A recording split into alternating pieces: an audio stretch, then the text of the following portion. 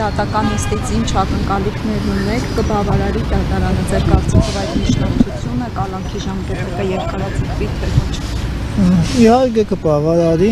արդեն դատարանները ցավոք սրտի շատ կանխատեսելի են եւ երկար մտածելու խնդիրը չկա, բնականաբար կերկարացնեն, կալանքի միջոցը խափանման միջոցը կպահպանեն։ Վերջերս 2 օր առաջ հայտնի դարձավ, որ Պաշտպանության նախարարի հրամանով գնդերեցների ինստիտուտն է լուծարվում բանակում։ Նախ այս ինստիտուտի կարևորությանը խնդրում եմ անդրադարձեք եւ ինչու որոշեցին լուծարել։ Նախ ես անձամբ շատ գնդերեցների ճանաչել եմ ու իրենց ծառայության ընթացքից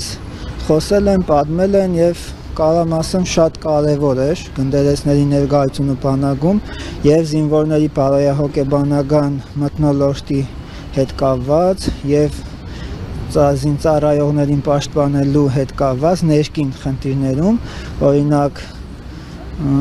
վերադասի կողմից ինչ-որ ճնշումների դեպքում կամ ներքին խնդիրների դեպքում շատ օգուտ էին տվել եւ իրոք շատ երևի նույնիսկ ինքնասպանության փորձեր էին կանխել, շատ առողջացնող դեր ունեին գնդերեցները հոգևոր առումով եւ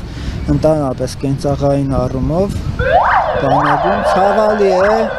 եւ Քրիստոս մեզ ասում է, որ ծառը պատուղներով է ճանաչվում եւ պետք է մենք գործով ճանաչենք մարդկանց, իրենք իրենց քրիստոնյա են անվանում, հայ եկեղեցու հետևորդ, բայց իրենք նույն եկեղեցին, որին որ իրենց հայրն են համարում, մայրն են համարում, իրենք դուրս են հանում բանակից, բանակում ներկայությունը հանում են եկեղեցու, բնական է իրենք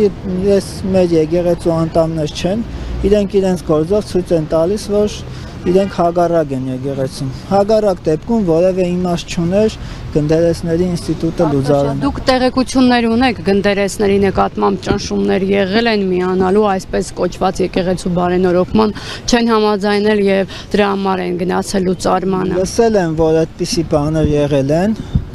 կանչել են գնդերեցներին եւ ամեն մեկին առանձին ինչ-որ խնդիրներ են տրել միանալու, այդ զուտ լսել եմ, անձամբ ես տեղեկություն չունեմ, բայց բնականաբար այս ամեն ինչի տրամաբանության մեջ տեղավորվում է այդ լուրերը եւ քանի որ չի հաջողվել իրենց միացնել գնդերեցներին իրենց տխրահռչակ այս շոուին, ստիգված արդեն որոշել են գնդերեցների ինստիտուտը ցրել, ինչը որ միանշանակ վնասում է առաջին հերթին մեր Հայաստանի Հանրապետության քաղաքացիներին եւ զինվորներին։ Եվ այս մասին ավելի շատ պետք է մտածի ազգաբնակչությունը, քան թե մենք։ Մենք մեր ծառայությունն ենք անում իրենց համար։ Հիմա իրենք զրկվելու են այդ ծառայությունից, իրենց զավակները ավելի քիչ բարվոք, ավելի ոչ հոգևոր մթնոլորտում են ծառայելու եւ հոգևորականների ծառայություններից չեն կարողանալու օգտվել, ինչի կարիքը որ միանշանակ շատ ունեին եւ անգնահատելի էր պարզապես։ Այդ պետք է մենք ժողովուրդը մտածի, որովհետեւ իրենք են այստեղ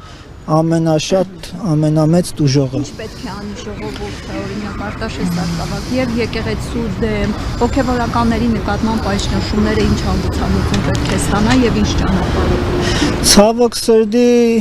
ես կարծում եմ, որ այս հարցերից էր տված հարցերի պատասխանները պետք է տային մեր քաղաքական գործիչները, նաեւ ընդդիմադիր գործիչները բնականաբար, որովհետեւ քանի որ այս հարցերը քաղաքական խնդիրներ են եւ քաղաքական լուծումներ են պահանջում, ես հոգեվորական եմ, սարգսավակ եմ եւ դեռ կոնկրետ լուծումներ չեմ կարող առաջարկել, բայց պետք է մտածենք այդ առումով, ինչ կարող անի քաղաքացին իր իրավունքները պաշտպանելու ցավոք սրտի սեփական պետությունից, քանի որ այսօր մեր պետությունը աշխատում է մեր ազգի դեմ։ Արտաշես Սարգսավակ, այսինքն ընդդիմությունը պասիվ վիճակում է, հա,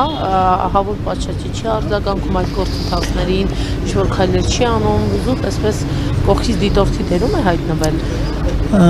Ես չեմ կասկածում իրենց բարեխղճությանը, բայց թող ինձ ներեն, բայց կասկածում եմ իրենց կարողություններին, որովհետև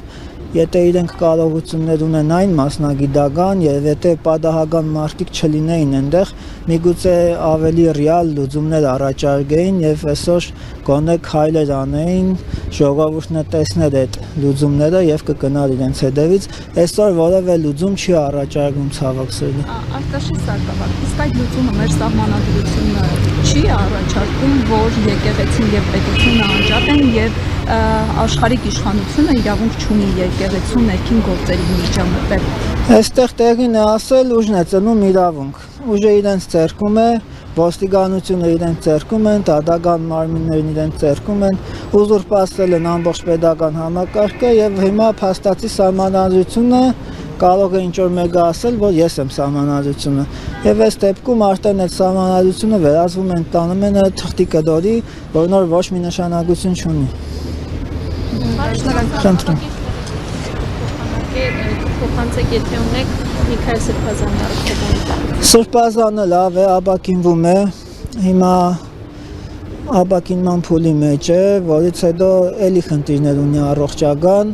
որոնց որ անդրադառնալու են բժիշկները, ձեր թույլտվությամբ չեմ ուզենա մատնանշել կոնկրետ ինչ խնդիրներ են, բայց աստիճանաբար լուծվում են առողջական խնդիրները։